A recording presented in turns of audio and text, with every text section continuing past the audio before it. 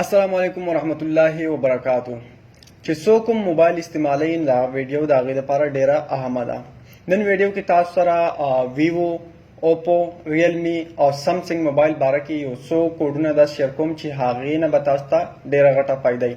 د دې نه به څه فایده وي موږ ته، زه د موبایل سکرین ته او ګورو چې دا موږ ته څه فایده راکولی شي.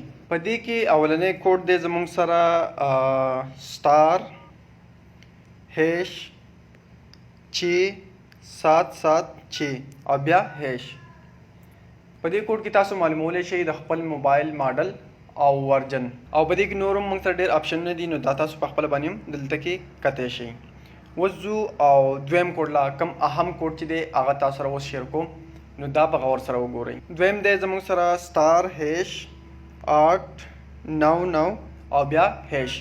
تاسو چې څنګه دا انټر کوئ نو د دې نه پس تاسو موبایل چې کوم دی دا به انجینیر موډ ته لاړ شي. اوس دلته کې دا ما موبایل کولاو کړی دی، نو په دې کې اولنی نمبر باندې زموږ سره دی پروډکټ انفارمیشن. تاسو چې کله دا کولاو کوئ نو په دې کې تاسو ته کوم کیو آر کوډ چې دی دا به تاسو ته راشي، تاسو زوم کولی هم شئ او دا تاسو سکین کوئ نو تاسو ته به د دې هغه پوره ډیټیل راواړئ. اوس په دویم نمبر باندې بیا جی پی ایس ته تاسو چیک کوئ. بیا دریم نمبر باندې چې کوم دی دا اهم شی دی، او په څلورم نمبر باندې چې کوم دی دا اهم شی دی اټومیټک ټیسټ دی، او بل چې کوم دی نو مینول ټیسټ دی.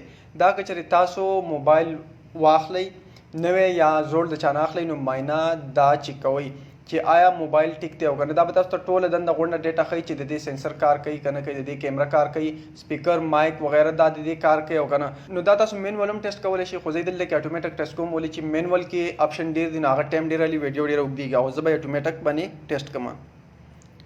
دا اوس د دې ایل سی ډي ده، ایل سی ډي د دې بالکل برابر ده، ټول کم کلرونه چې دي هغه بدلئ.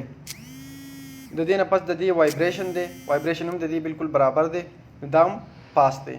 دا فلش لایټ هم تاسو کتی شئ، دا هم د دې پاس دی. په دغه طریقه باندې تاسو خپل موبایل چې کوم دی دا ټول چیک کولی شئ.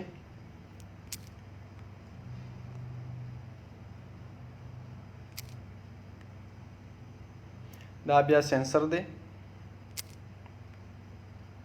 دا پکې بل سینسر دی.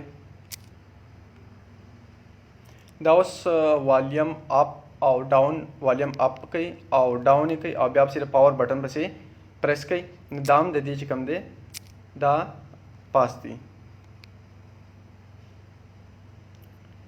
او د دې نه پس دا بیا سیګنل ټیسټ دی، تاسو به دا आवाज اورېدی شئ.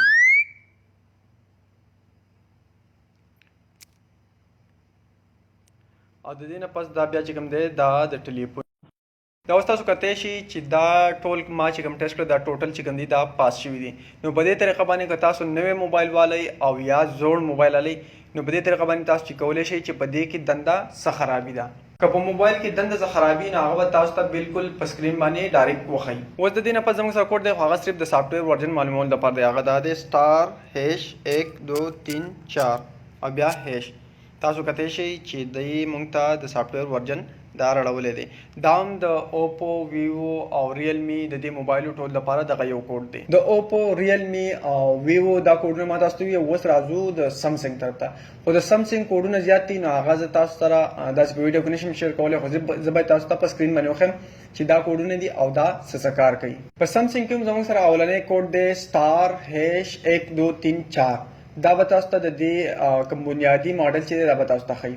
اوس راځو د سمسنګ دویم نمبر کوډ لا او ډېر اهم کوډ لا. دا دی سټار هیش 0 سټار هیش.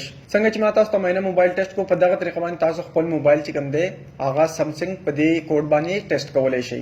نمبر 3 سیټینګ زموږ سره څه دی هغه دا دی سټار هیش 0228 هیش.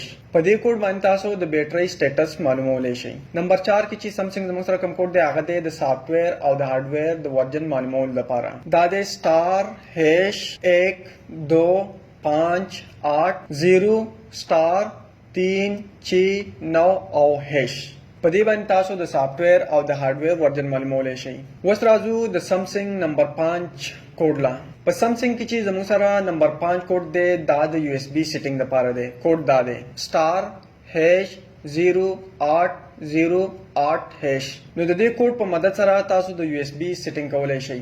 په دې کوډونو باندې مزید په ډیټیل کې نه ځم اولی چې ویډیو د مخکې نه اوږده ده او نور اوږدولي نه غواړم، خو دا به انشاءالله په بله ویډیو کې ډسکس کوو. د الله په امان.